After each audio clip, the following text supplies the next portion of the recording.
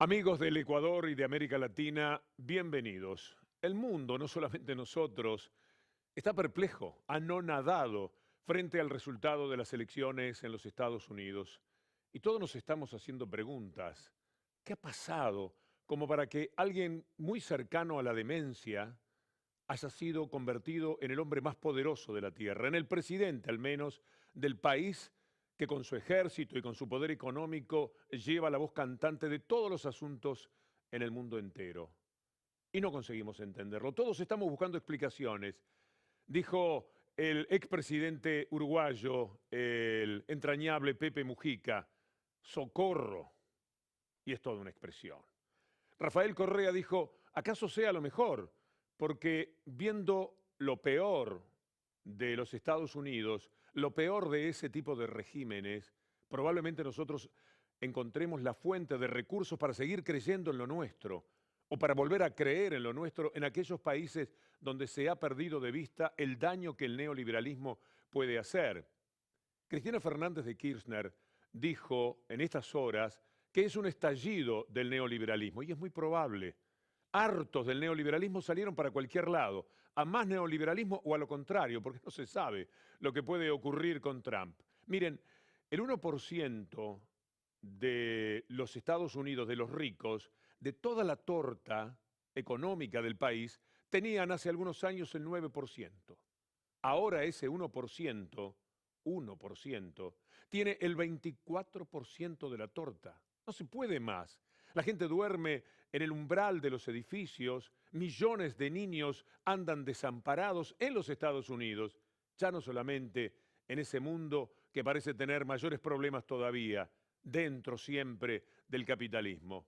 Es factible que esto haya sido también un estallido. Además de un latigazo blanco, como muchos dicen, en los Estados Unidos, el látigo de esa sociedad blanca conservadora de los Estados Unidos que se cansó de un gobierno de un ciudadano negro durante 8 años y que dijo una mujer ahora durante 8 años, ¿qué vienen después? Los transexuales. Y con esta idea, refugiados en ese personaje detestable que es Donald Trump, le han dado un verdadero golpe al mundo, que está, como dije en un principio, perplejo. Bienvenidos, esto es Crónica de América.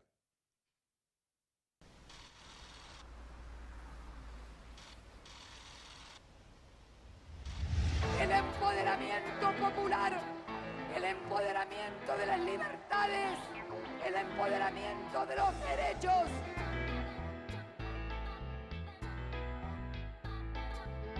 Solo unidos nosotros, en una sola gran patria, seremos líderes. Nós temos que decidir qual é o país que nós queremos, qual é o continente que nós queremos. Ou nós decidimos e construímos, ou não vamos a lugar nenhum. Ganhou Macri. A perda do cargo da senhora presidente da República. Ya no es solo un intento de restauración conservadora, se trata de un nuevo plan Cóndor.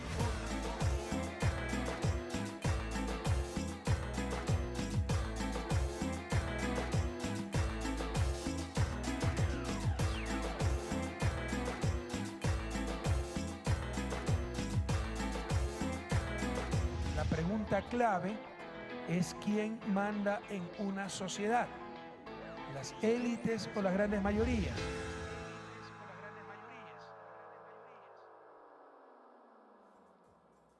Y es verdad, la pregunta clave es quién manda. A veces pensamos en el poder político. Es casi imposible que sea más poderoso que el poder real. Y muchísimas veces ese poder político además le pertenece al poder real. Y cuando desde el poder político los líderes se levantan contra el poder real, contra los que verdaderamente mandan, tenemos los conflictos que se han dado últimamente en la región. Ya les dije a ustedes el placer que me da compartir este programa con mi amiga Cintia García.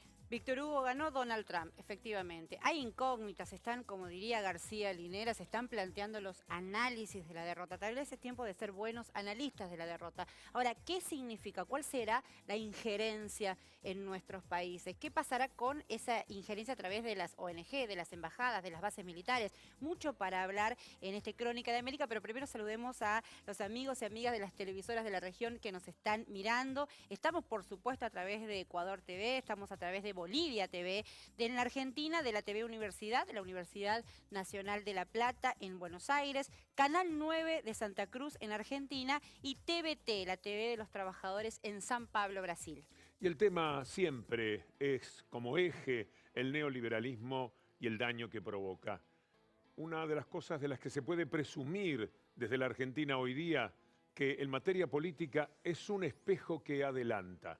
Lo que aquí está sucediendo y también en Brasil es lo que le espera seguramente a aquellos países que abracen otra vez este proceso de retorno de los sectores conservadores y neoliberales en la política. Les vamos a contar el desarrollo de nuestro programa de hoy.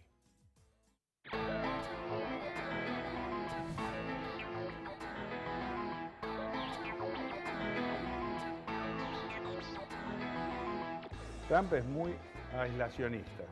No tiene ningún interés en estos tratados de libre comercio asimétricos que nos han venido ofreciendo en la región durante todos estos años. En nuestro concepto de soberanía, somos un gobierno soberano con un sano nacionalismo, como también lo tiene Estados Unidos. Tener soldados extranjeros en el suelo patrio afecta a la soberanía. Nuestro principal socio comercial, Estados Unidos. Tenemos que abrir nuestra economía. No estamos aquí ofreciendo cosas que no hemos demostrado. O governo dos Estados Unidos espionou a presidente Dilma. Dilma Rousseff como alvo direto de espionagem da NSA. It's never been a good bet to bet against the United States of America. I will build a great, great wall on our southern border, and I will have Mexico pay for that wall. ¿Qué se puede esperar de un hombre que dice lo que escuchamos en el comienzo del programa? Yo le puedo pegar un tiro a una persona en el medio de la ciudad, creo que dijo la Quinta Avenida, y no voy a perder ni un voto. Qué pobre opinión que tiene de los votantes de Estados Unidos. Y hace bien. Con esos pobres votantes de los Estados Unidos es que tenemos una especie de loco al frente del mundo. Pero ¿qué pasa en Argentina, Víctor Hugo? Nuestro informe de Argentina recorriendo el territorio. Macri volvió a la década del 90. En muchos sentidos tal vez esto es peor que la década del 90, pero en las relaciones con los Estados Unidos, por ejemplo, el 24 de marzo pasado recibió a Obama sin los organismos de derechos humanos. Sabés que se conmemora, y le contamos a los amigos y amigas, los 40 años se conmemoraron del último golpe de Estado de la dictadura cívico-militar. Esa, entre otras cuestiones, Argentina, Estados Unidos y la injerencia.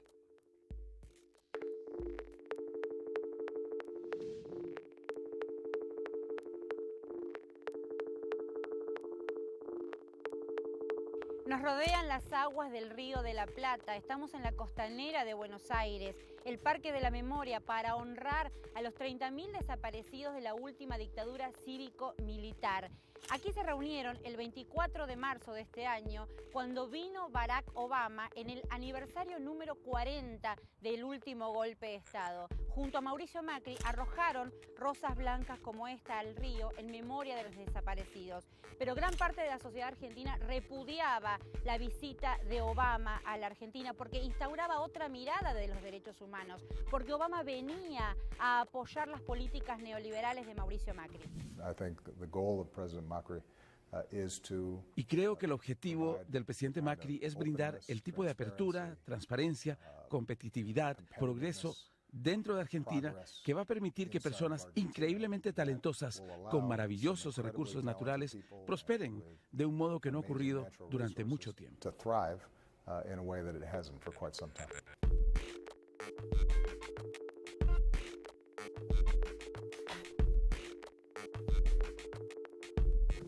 primera vez que un presidente visitaba la Argentina. Ya en la década del 90, el entonces presidente Carlos Menem recibió a George Bush y a Bill Clinton. Por supuesto, venían a instalar y a apoyar las políticas de privatización y desmantelamiento del Estado de la inefable década del 90 que dejaría un saldo de una generación perdida. The benefits to the people that have accrued from the privatization that he courageously undertook.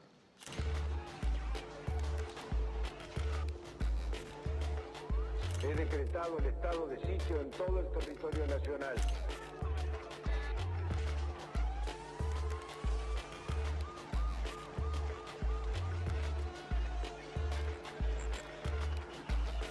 La siguiente visita fue en 2005, cuando George Bush vino para instalar el ALCA en la Argentina y en la región. Pero eran otros tiempos. Habían empezado los gobiernos populares de la región a frenar esos intentos de injerencia. Nuestro continente en general y nuestro país en particular es prueba trágica del fracaso de la teoría del derrame. Alca, alca, al carajo.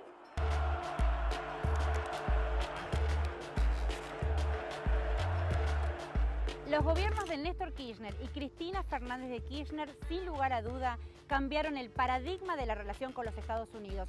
Defendieron a la región cuando hubo que defenderla y plantearon la soberanía cuando fue necesario. La hegemonía de Estados Unidos ha cambiado mucho en estos años. Tiene mucho que ver justamente con lo que han denunciado Assange y Snowden. Y a eso sumarle la batalla tecnológica, Internet y sobre todo la soberanía de las comunicaciones, que todas las comunicaciones de Latinoamérica pasan a través de servidores en Estados Unidos y hay una connivencia muy fuerte de Internet con el mundo del Pentágono y los contratistas militares estadounidenses y el mundo del espionaje. Trump es muy aislacionista. A diferencia de los demócratas y republicanos que forman parte del establishment, no tiene ningún interés en estos tratados de libre comercio asimétricos que nos han venido ofreciendo en la región durante todos estos años. Yo creo que para un gobierno como el de Macri acá en la Argentina va a decir que lástima, porque a ellos les encantaría tener ese tipo de relaciones casi carnales que muchos gobiernos neoliberales suelen tener con Estados Unidos. Los Estados Unidos seguirán intentando tener injerencia en nuestros países, manipularnos a través de distintas situaciones como por ejemplo las embajadas o los intereses de las grandes corporaciones económicas. ¿Cuál es la respuesta? La respuesta es regional. La respuesta es justamente desde este Parque de la Memoria pensarnos para encontrar caminos emancipatorios que nos planteen como región frente al mundo. Es extraordinario cómo Bush elogiaba a Menem por el coraje que tenía para privatizar. Lo mismo que va a buscar ahora el gobierno neoliberal de Mauricio Macri. ¿Por qué no piensan en la valentía de los auténticos estadistas que piensan en un Estado que se convierta en una protección real para los más vulnerables? Porque el Estado privatizando se saca de encima sus responsabilidades, deja todo en manos de los privados, que hacen una gran diferencia para ellos, pero que dejan al pueblo expuesto siempre a las peores necesidades. Víctor Hugo, una de las locaciones, uno de los lugares donde grabamos este informe era la embajada, ¿no? La residencia y la embajada norteamericana. Hay las embajadas de los Estados Unidos en nuestros países. Desde allí se pergreñaron una cantidad de inequidades para la región. ArgenLeaks, el excelentísimo libro de Santiago Odón, el periodista que también figura en el informe, en un momento plantea desde la embajada argentina de los Estados Unidos en Argentina cómo pronosticaban el ajuste. Ya en 2007 pronosticaban un ajuste para nuestro país. Ese ajuste, por supuesto, no se dio por el cambio de paradigma que significó el kirchnerismo en la Argentina. Sin embargo, ahora con el gobierno de Macri, volvimos al tercer ciclo de endeudamiento de nuestra historia con el pago de miles de millones de dólares a los fondos buitre. Vamos a ver cómo se planta Ecuador frente a los Estados Unidos, cómo lo ha hecho en los últimos años, el tema de las bases militares, por ejemplo. ¿Cuál es el criterio? Seguramente diferente al que se ha tenido en la Argentina, al que se tendrá en Brasil, en estos tiempos del neoliberalismo.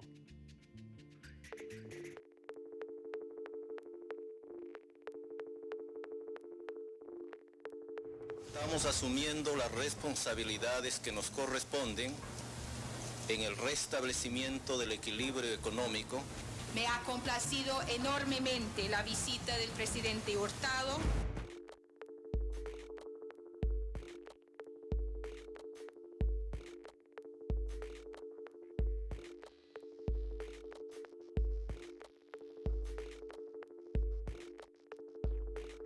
Nosotros le hemos dicho que queremos convertirnos en el mejor amigo y aliado de los Estados Unidos. Las imágenes que vimos corresponden a la época previa al mandato de Rafael Correa, en la que existía, algunos dirían, hasta devoción hacia Estados Unidos, cuya política injerencista era evidente, tanto en el plano político, económico y de defensa, llegando a tal punto de ceder territorio sobre pretexto de la lucha contra el narcotráfico, para que Estados Unidos tenga su propia base militar en Manta. Realmente todos los hechos conducen a pensar, por ejemplo, que en Angostura la nave que bombardeó el suelo ecuatoriano salió de la base de Manta. No se puede probar, pero todo el mundo especula en ese sentido. El gobierno norteamericano fue el primero en felicitarse por la violación a nuestra soberanía territorial. El gobierno de Rafael Correa no solamente que enfrentó la crisis de Angostura, sino que además les dijo a los norteamericanos que tenían que salir con su base de Manta. En nuestro concepto de soberanía, somos un gobierno soberano con un sano nacionalismo, como también lo tiene Estados Unidos. Tener soldados extranjeros en el suelo patrio afecta a la soberanía. Vamos a respetar el convenio, pero en el 2009, cuando fenezca dicho convenio, sencillamente no lo vamos a renovar. ¿Dónde está el problema? La hegemonía de Estados Unidos se muestra también a través de los mecanismos de presión económica dirigidos por el FMI y el Banco Mundial, entidades que desde su origen cuidan los intereses de la potencia mundial y que en nuestro país llegaron hasta a tener sus propias oficinas dentro de las entidades estatales.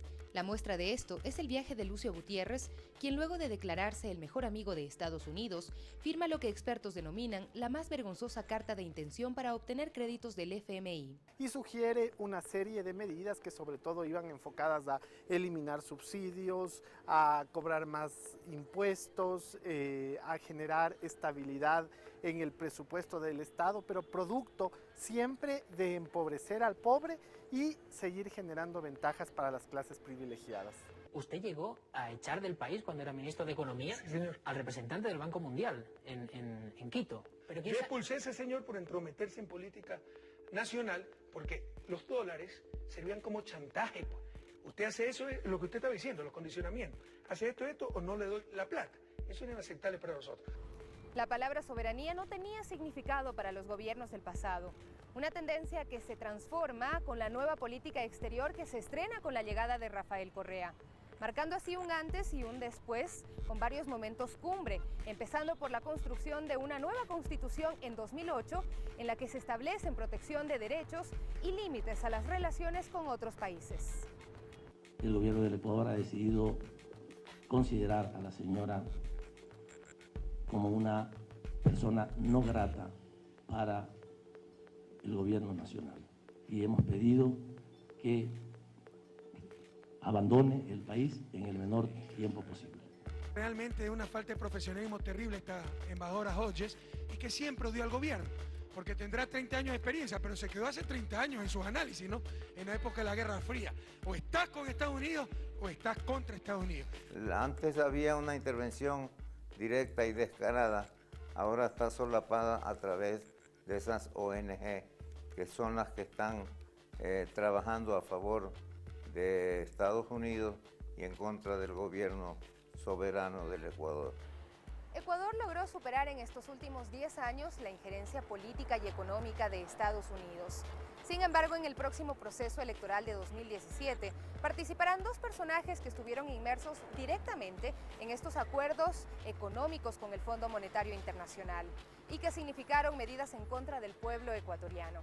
Se trata del banquero Guillermo Lasso y de Mauricio Pozo, junto a otros sectores que también prometen estos acercamientos.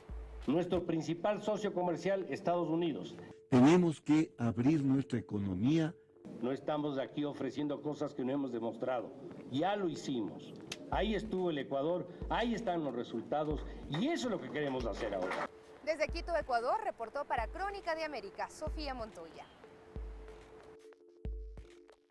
De lo que hablan los auténticos líderes siempre es de soberanía, la soberanía entendida como la suma de nuestras dignidades.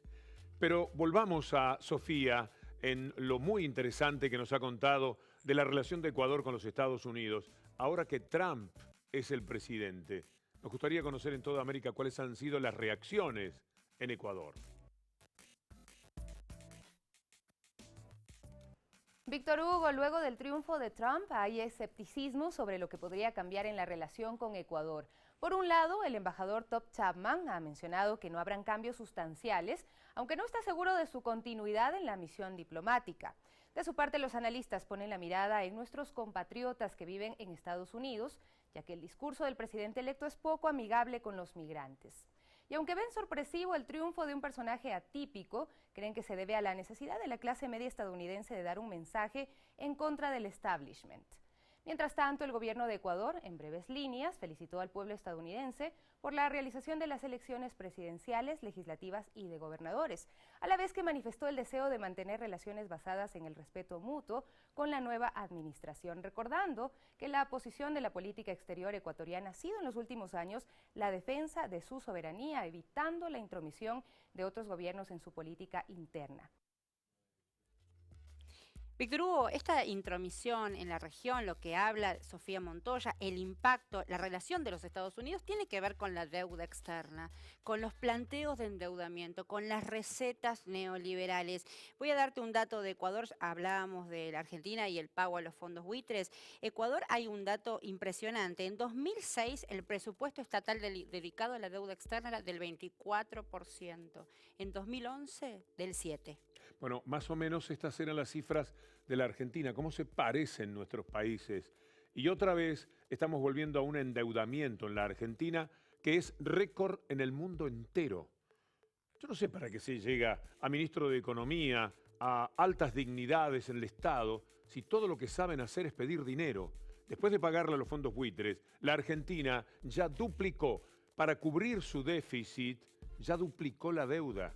La que tenía antes, que era muy poca y que no tenía gravitación en el presupuesto. En el futuro, el 25% de lo que sean las decisiones para el año siguiente en materia económica estarán impregnadas de la necesidad de pagar los intereses de la deuda, porque nunca es pagar la deuda, nada más que los intereses, el 25%. Entonces, ¿después qué queda? Para salud, para educación, para ayudar a las pequeñas empresas para que den trabajo. Te voy a dar un dato. El presupuesto argentino de este año, el pago de los intereses de la deuda supera el presupuesto en educación.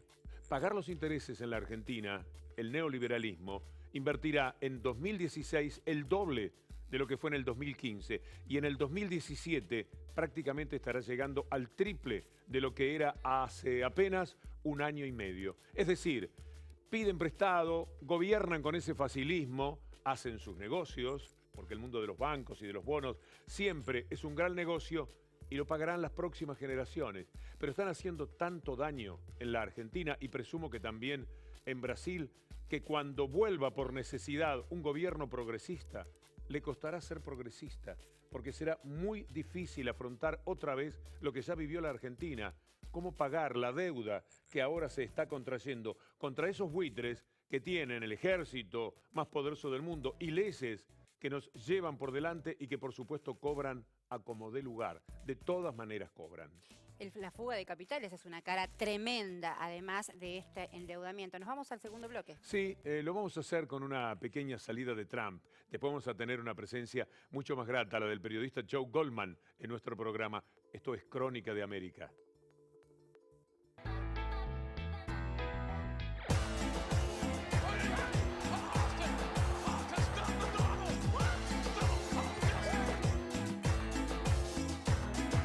Oh, you got a nice